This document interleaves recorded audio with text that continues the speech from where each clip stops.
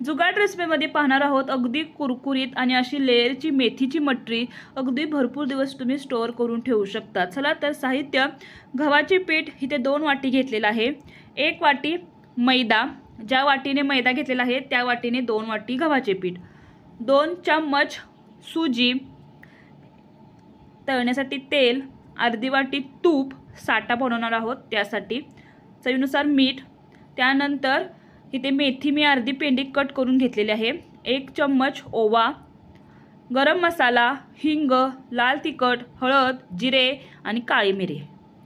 अशा प्रकारे आपण सर्व साहित्य घेतलेलं आहे। सर्वप्रथम एका परातीमध्ये आपण गव्हाचे पीठ, मैदा आणि गरा एकत्र करून घ्यायचा।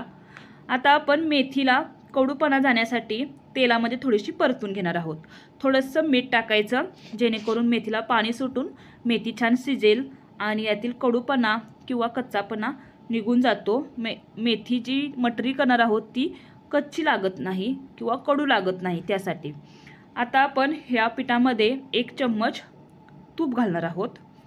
आता हे तूप मिक्स करून घ्यायचं, थोडंसं सर्व पिठाला लागेल असं आपण हे तूप मिक्स करून घेणार आहोत। थोडंसं हातावरती हे पीठ चोळून घ्यायचं अशा प्रकारे जेणेकरून तूप आहे ते छान लागतं।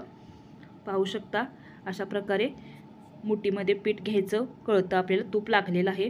त्यानंतर आपण ही शिजवलेली मेथी घालायची, 1 चम्मच ओवा असा हातावरती चोळून घालायचा, त्याची टेस्ट दुप्पट होते त्यासाठी चोळूनच घालायचा। त्यानंतर आपण हे सर्व मसाले घालणार आहोत आणि चवीनुसार मीठ।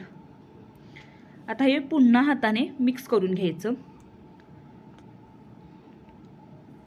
मिक्स छान करायचं जेणेकरून एकाच ठिकाणी मेथी किंवा एकाच ठिकाणी मसाला राहणार नाही। आणि थोडंसं कोमट पाणी घालायचं आणि थोडं थोडं पाणी घालून आपण हे पीठ मळून घ्यायचं। एकदम पाणी घालू नका, पीठ पातळ होईल। अशा प्रकारे थोडं थोडं पाणी घालायचं आणि हे पीठ मळून घ्यायचं। थोडंसं हे पीठ घट्टच मळून घ्यायचं, पातळ मळायचं नाही। पाहू शकता अशा प्रकारे पीठ चेक करायचं, मी दाखवत आहे असं आपलं बोट अलगद खाली जातं, अशा प्रकारे पीठ मळून घ्यायचं।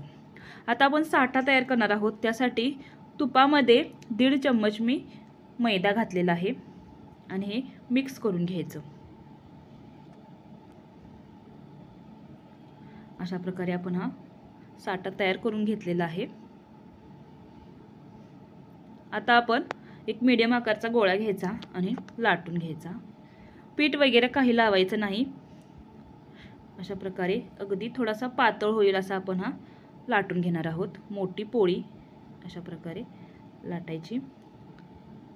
आता आपण यावरती साठा सर्वप्रथम लावून घ्यायचा, अशा प्रकारे सर्व बाजूला लावून घ्यायचा। थोडंसं पीठ टाकायचं त्यावरती, दाखवल्याप्रमाणे दुमड मारायची, पुन्हा थोडासा साठा आणि पीठ लावून पुन्हा अशी दुमड मारून घ्यायची। आता थोडंसं हे लाटायचं अशा प्रकारे, असा चौकोन झाला की पुन्हा थोडासा साठा लावायचा आणि थोडंसं पीठ टाकायचं आणि अशा प्रकारे दाखवल्याप्रमाणे दुमड मारून घ्यायची। अगदी पदर छान सुटतात अशा प्रकारे तुम्ही मटरी केली तर। आणि पुन्हा थोडंसं हे लाटून घ्यायचं, थोडंसं अलगद लाटायचं, जास्त प्रेस करायचं नाही, थोडंसं अलगद लाटायचं। आणि अशा प्रकारे तुम्ही कटरने कट करू शकता किंवा चाकूनेही कट करू शकता। मीडियम साईज ठेवायची आणि हे कट करून घ्यायचे पीस एक साईज सारखे। आता हे सर्व आपण कट करून घेतलेलं आहे। पाहू शकता तुम्हाला लेयर्स दिसत आहे, त्यामध्ये दाखवत आहे मी, अशा प्रकारे लेयर्स दिसतात। आणि अगदी कोमट ते गरम झाल्यानंतर यामध्ये मटरी घालायची आणि छान तळून घ्यायची, गोल्डन ब्राऊन होईस तोपर्यंत।